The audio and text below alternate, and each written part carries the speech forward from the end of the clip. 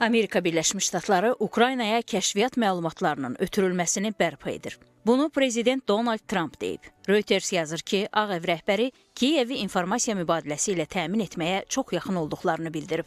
Prezident həmçinin əlavə edib ki, administrasiya Rusiyaya əlavə rüsumların tətbiqi imkanlarını nəzərdən keçirir. Donald Trumpla Volodymyr Zelenski arasında yaşanan son gərginliyin nəticəsi kimi Vaşinqton Kiyevə kəşfiyyat dəstəyini kəsib. Buna paralel olaraq ABŞ Ukraynaya hərbi yardımı da dayandırıb. İndi Trumpın açıqlaması Ağ Evin silah tədarükünə də yaşıl işıq yandırıb-yandırmayacağını gündəmə gətirir. Yeri gəlmişkən Ukrayna rəsmilərinin ABŞ-dən hərbi yardımın bərpasını istəyəcəyi iddia edilir.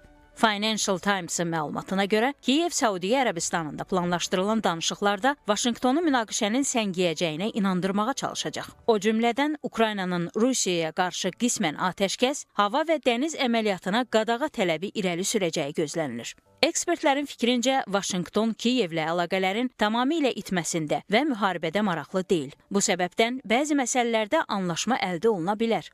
Trump Zelenskini müəyyən mənada məcbur edir ki, mineral ehtiyatlar müqaviləsini və atəşkəs sazişini imzalasın. Ona görə ki, Trump razılaşmaq, yəni müharibənin sona çatdığını görmək istəyir. Əgər Zelenski razılaşmadan imtina edərsə, Trump bu nəticəni əldə edə bilməz. Bu baxımdan əslində bütün kartlar Trumpın əlində deyil. Məhz buna görə də Trumpın yenidən yardımı bərpa edəcəyini düşünürəm. Çünki o razılaşma əldə etmək üçün Zelenskinin onun tərəfini tutmasına ehtiyac duyur. Trump danışıqlarla bağlı nikbin olduğunu bildirib. O, bu həftə çox irəliləyiş əldə edəcəklərini deyib. Prezident Ukraynanın mineral ehtiyatlar sazişini imzalayacağına çox inanır. Eyni zamanda Zelenskidən də sülh üçün daha çox səy göstərməsini istəyir. Reutersə görə də ABŞ nümayəndə heyəti ciddi görüşündə Ukraynanın mövqeyini yaxından izləyəcək. Rəsmilər Kiyevin Moskvaya müəyyən güzəştlərə getməyi ilə bağlı fikrini qiymətləndirmək niyyətindədirlər. Nəşrə müsahibə verən Amerikalı məmurlar Ukraynanın real sülhə maraqlı olduğunu görmək istədiklərini deyiblər.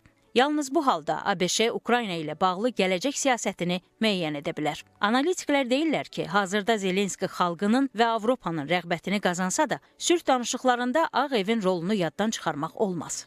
Ukrayna indi danışıqlara zəif mövqedə daxil olur. Lakin Volodymyr Zelenskinin xüsusilə də Amerika Birləşmiş Ştatlarının Rusiyaya meyllənməsindən sonra xalqın dəstəyini qazandığını görürük. Eyni zamanda Avropalılar ona güclü həmrəylik nümayiş etdirir və dəstək verirlər. Amma reallıq budur ki, Avropa liderlərinin də ona dediyi kimi hələ də Vaşinqton vasitəsilə hərəkət etməlidir. Çünki bu məsələnin həlli üçün əsas kartlar Amerika Birləşmiş Ştatlarının əlindədir. Qeyd edək ki, son həftələrdə Donald Trump Ukrayna ilə bağlı məyusluğunu dilə gətirir. O, ölkənin işçi qüvvəsi və resurslarının təhlükə altında qaldığını, buna görə tez bir zamanda Rusiya ilə danışıqlar masasına gəlməli olduğunu deyib.